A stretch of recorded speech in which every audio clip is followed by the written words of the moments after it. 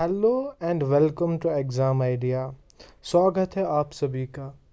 आज की तारीख का जो करंट अफेयर्स रहा है, जो इम्पोर्टेंट रहेगा आपके एसएसबी एग्ज़ाम्स, एसएससी एग्ज़ाम्स के लिए, रेलवे, बैंकिंग या और कोई एग्ज़ाम्स के लिए, that's the appointment of new election commissioner.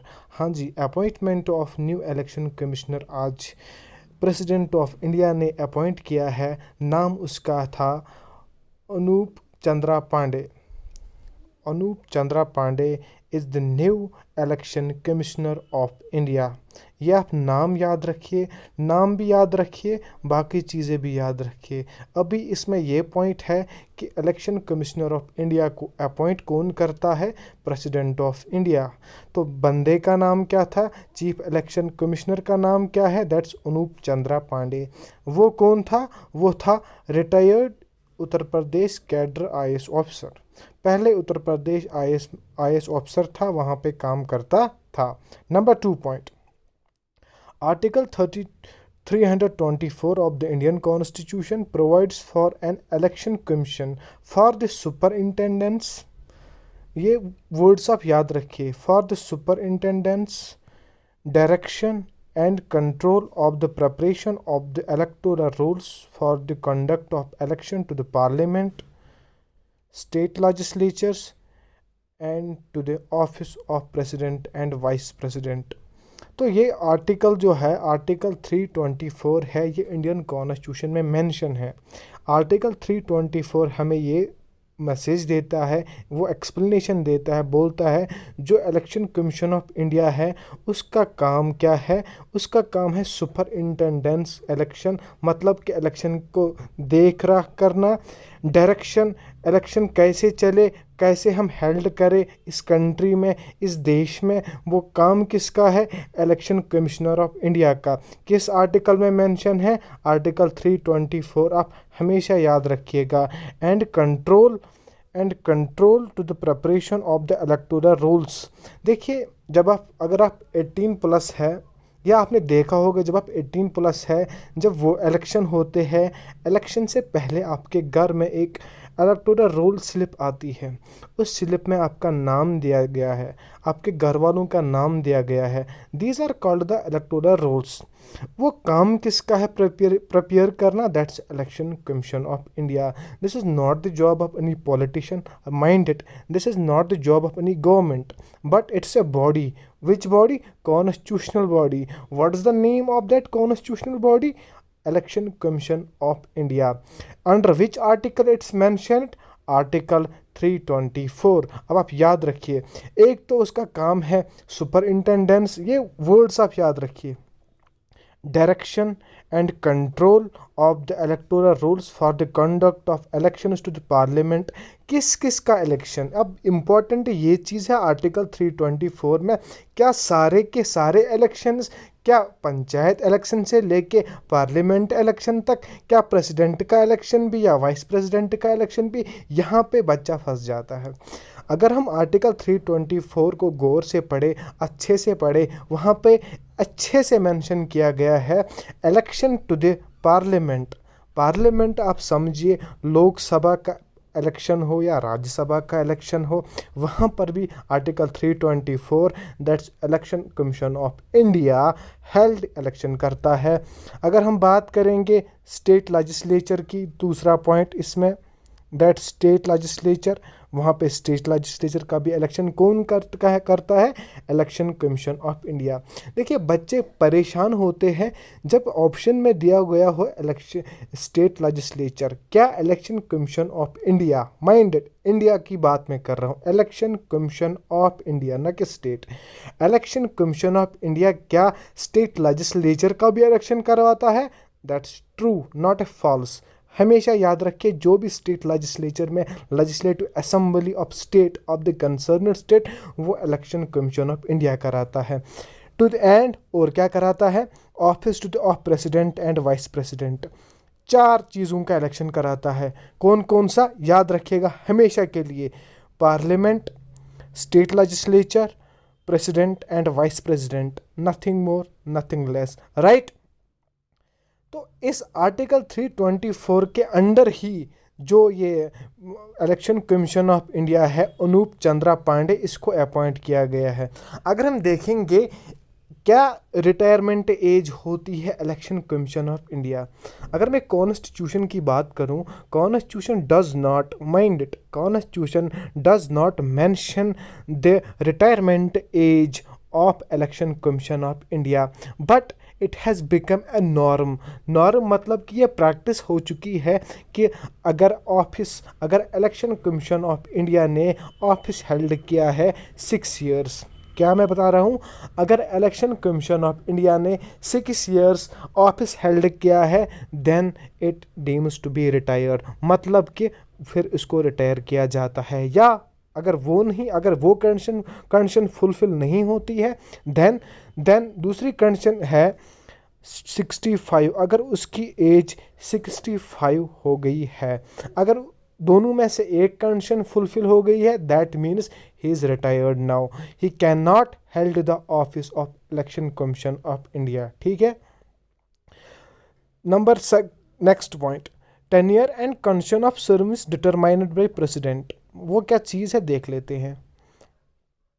देखिए जो टेन्योर होती है ना, टेन्योर फॉर एग्जांपल 6 और 65 years, I already told you that Constitution does not mention the retirement age of Election Commission of India. Then it is the question who has the power to determine the tenure, the term, whether it is 6, 7 or 8. It's the power of a president. Mind it. It is the power of president to fix the tenure. But normally we have seen that it's 6 or 65, whichever is earlier, right? Tenure and condition of service determined by president. Next point देख लेते हैं। ठीक है। Chief and other two have same powers. अगर हम देखेंगे according to article 324 you should have the election commission of India. It is a body. अब ये जो बॉडी है इसमें 3 बंदे हैं। कितने बंदे हैं? 3। एक तो होता है chief election commission of India और होते हैं 2 अदर इलेक्शन कमीशंस, राइट। जो पावर्स होते हैं तीनों के तीनों सेम है। ठीक है। अगर मैं करूँगा सैलरी की भी बात, सैलरी भी सेम है तीनों की, 2 एक उसमें चीफ होता है। ठीक है। अगर मैं अनूप चंद्रा पांडे की बात करूंगा, ये इलेक्शन कमीशन ऑफ बॉडी में ही बंदा एक है, तीनों में से एक है।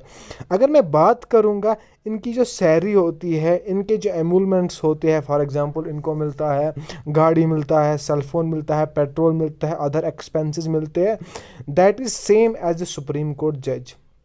हाँ जी, आप याद रखिएगा, जैसे सुप्रीम कोर्ट जज जो सैलरी रहता है, एमोलमेंट्स रहता है, सेम वैसे ही इलेक्शन कमीशन ऑफ इंडिया लेता है। ये भी आप हमेशा याद रखिएगा। अगर मैं देखूँगा इलेक्शन कमीशन ऑफ इंडिया जो बॉडी है, इसका काम है डिसीजन लेना, डिसीजन रिगार्डिंग इलेक्शन। वो हमने देख लिया आर्टिकल 324 में, राइट। अगर मैं फास्ट पढ़ा रहा हूँ, ये आपका काम है पॉज करना, फिर रिवर्स जाना, फिर दोबारा से वीडियो देखना, बट मेरा काम है आपका 1 सेकंड भी ज़ाया नहीं करना, राइट। ये आपका काम है। मैटर बाय मेजॉरिटी, मैं कह रहा हूँ कि अगर इलेक्शन कमीशन ऑफ इंडिया एक बॉडी है, वो क्या करती है काम, वो मैटर्स देखती है रिगार्डिंग इलेक्शन। अगर इन केस ऑफ वहाँ पे कुछ इश्यू आ गए इन तीनों के बीच में, क्या होता है वहाँ पे काम, एक बोल रहा है कि इलेक्शन नहीं होना चाहिए, दूसरा बोल रहा है होना चाहिए, तीसरा कुछ और बोल रहा है, वहाँ पे वोटिंग होती है। ठीक है। इन तीनों में से वोटिंग होती है, तीनों के पास सेम पावर्स है वोट के, मतलब उसके पास भी एक है, उसके पास भी एक है, चीफ के पास भी एक है। अब एक बंदा कह रहा है इलेक्शन होने चाहिए, दूसरा बोल रहा है नहीं होने चाहिए, फिर चीफ को वोट दिया जाता है, आप वोट कीजिए। अगर वो बोल रहा है इलेक्शन होने चाहिए, दैट्स मेजॉरिटी, मतलब 2 बोल रहे हैं इलेक्शन होने चाहिए, एक बोल रहा है नहीं होना चाहिए, मतलब विन किसकी हो गई, जिन्होंने 2 वोट दिए हैं। ठीक है। मतलब all decisions are taken by majority, in simple, in short, right. अगर आप एग्जाम में पॉइंट लिख रहे हो, that's all decisions in the election commission of India are decided by majority, right। अगर हम नेक्स्ट पॉइंट देखेंगे, रिज़ाइन।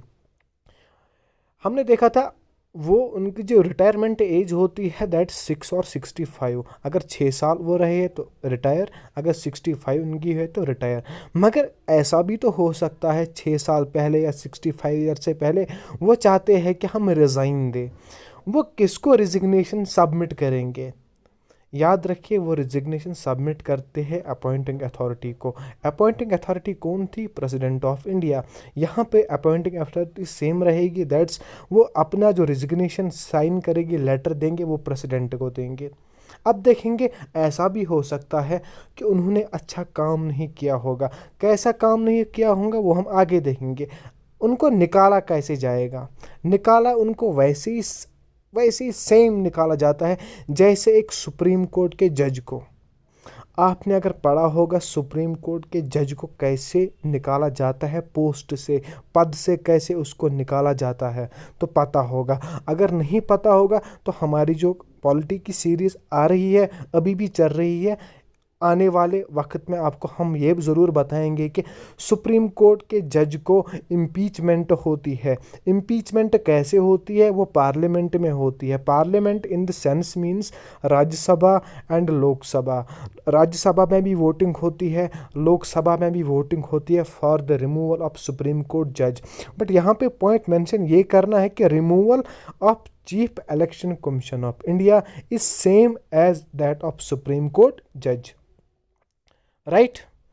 अगर हम देखेंगे कुछ इंपॉर्टेंट और भी पॉइंट्स हैं हमारे पास, ठीक है, वो देख लेंगे।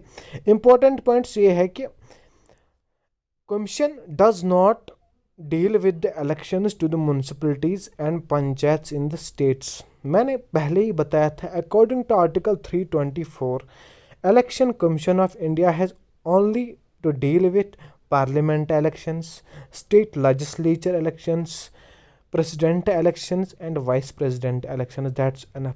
अगर मैं बताऊंगा जो लोकल बॉडी इलेक्शंस होते हैं, दैट्स पंचायत्स होते हैं आपके, राइट, आपके इस चीज़ के होते हैं, म्यूनसिपलिटीज़ के इलेक्शंस होते हैं, पंचायत्स के इलेक्शंस होते हैं, उसका काम नहीं है। तो सर म्यूनसिपलिटीज़ या पंचायत या लोकल बॉडी इलेक्शंस हेल्ड कौन करता है? That is the power of state election commission. याद रखिए, स्टेट इलेक्शन कमीशन।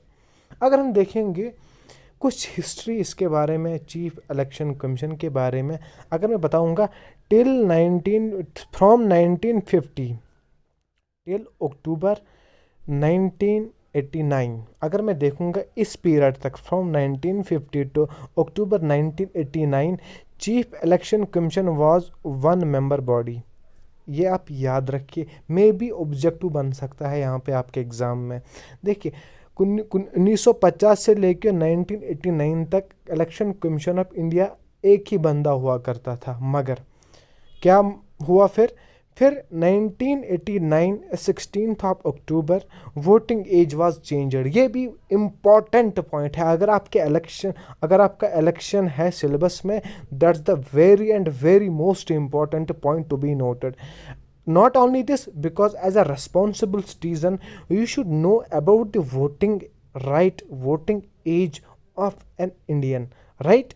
अगर मैं देखूंगा वोटिंग एज कब चेंज की गई है, मैं कह रहा हूँ 1950 से लेके अक्टूबर 1989 तक, 16th ऑफ अक्टूबर 1989 तक 21। अगर आपकी एज 21 हो गई है, then and then only you have the right to vote. मतलब कि 21 प्लस हो गए है, आपका वोट था, आपका राइट था वोट करने का। मगर अक्टूबर में क्या हो गया काम, voting age was reduced to 18, now it's 18। अगर आप 18 के प्लस हो गए है, आपका हक बनता है, आपके घर इलेक्टोरल रोल आ जाएगा, स्लिप आ जाएगी, मतलब कि आपको राइट है, आप वोट कर सकते हो, ठीक है। फिर क्या हो गया काम, जब ये हो गया, मतलब पहले 21 प्लस जो बंदे थे वो वोट करते थे, अब 18 प्लस है, मतलब 18 प्लस वाले भी आ गए ना, मतलब इलेक्शन कमीशन ऑफ इंडिया का काम बढ़ गया, राइट। जब इलेक्शन कमीशन ऑफ इंडिया का काम बढ़ गया, मतलब कि बॉडी को एक्सपैंड करने की ज़रूरत है, राइट। जब बॉडी को एक्सपैंड करने की ज़रूरत है, it means president should use it's power. Now what president did at that time? President appointed 2 more. President appointed because of the load work on the body, that's Election Commission of India. Because of the workload, the president appointed 2 more. Now याद रखिए, now we have 3, chief and others 2. 1 plus 2, that's 3. Till 1989 we have only 1, but after 1989 when the voting age was reduced from 21 to 18, now we have 3, right? All members have same powers and salary. यह point हमने discuss किया, यहाँ पर भी आप discuss दोबारा कर रहा हूँ. जो ऑल मेंबर्स होते हैं, जो तीनों के 3 बंदे हैं वहाँ पे इलेक्शन कमीशन ऑफ इंडिया में, सबको सेम पावर्स है, ठीक है. सैलरी भी सेम है, पावर्स भी सेम है, सैलरी भी सेम है, राइट. नेक्स्ट, अगर मैं देखूँगा रिमूव कैसे किया जाता है, एक रिमूवल कैसे होता है, किसका? Chief election commission of India का रिमूवल कैसे किया जाता है. मैंने आपको पहले ही बताया, he can be removed only by president and same as that of supreme court जज. ये आपने पॉइंट अपनी कॉपी में मेंशन किया होगा, right. Can be removed by president on the basis of resolution, ठीक है. एक रेजोल्यूशन पास किया जाता है, mind it, that effect by both, point to be noted, both houses of parliament with special majority, not a simple majority but a special majority. What is difference between special majority and simple majority? The polity teacher will discuss with you in upcoming days, right. But यहाँ पे आप point आप याद रखिएगा, जो भी election commission of India, जो तीनों के तीनों बंदे हैं, उनको निकाला जा सकता है प्रेसिडेंट के द्वारा, but only when the president receive the resolution passed by both houses of parliament with special majority. मगर किस चीज़ पे उसको निकाला जा सकता है, याद रखिए, ये पॉइंट भी इंपॉर्टेंट है. According to constitution of India, the election commission of India can only and only be removed only on 2 grounds. याद रखिए, खाली 2 ही ग्राउंड मेंशन है, that's misbehaviour and incapacity. What does misbehaviour mean and what does incapacity mean? The constitution does not mention further any explanation to these words, but usually you know what's misbehavior and what's incapacity.